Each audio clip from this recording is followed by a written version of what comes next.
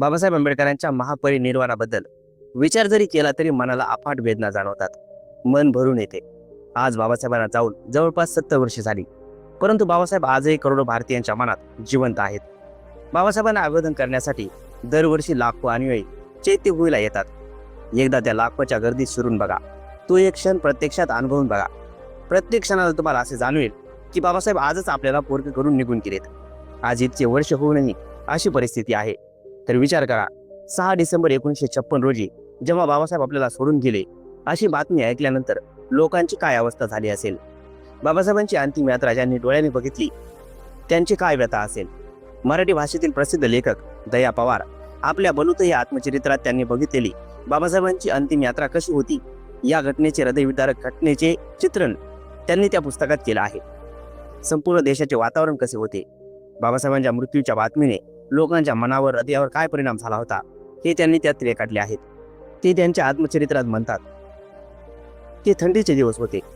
नेहमीप्रमाणे मी माझ्या कामावर जायला निघालो होतो. जाता जाता वर्तमानपत्रावर नजर केली. वर्तमानपत्राच्या पहिल्या पानावर बातमी छापली होती. ती बातमी बघितल्यावर पायाखालची जमीनच सरकल्यासारखे झाले. हृदयाचे ठोके वाढले. जणू घरातलाच कुणीतरी व्यक्तीचा मृत्यू झाला इतकं ते दुःख होतं.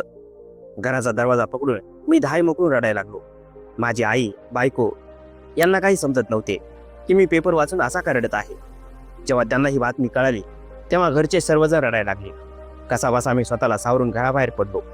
बाहेर बघतो तर काय, लोक याच घटनेबद्दल बोलत होते. बाबासाहेबांचे निधन दिल्लीत झाले होते आणि बातमी होती की त्यांचे पार्थिव शरीर विमानाने संध्याकाळपर्यंत मुंबईला येत आहे. तेव्हा मला नोकरी लागून 2-3 महिने झाले होते. मी लगेच सुट्टी घ्यायला वेटरनरी कॉलेजला गेलो. अर्जाचे कारण देताना साहेब चिडून म्हणाले, अरे सुट्टीचं कारण काय? ते आंबेडकर एक सरकारी नेता होते आणि तू एक सरकारी नोकर आहेस, काहीतरी प्रायव्हेट कारण सांग.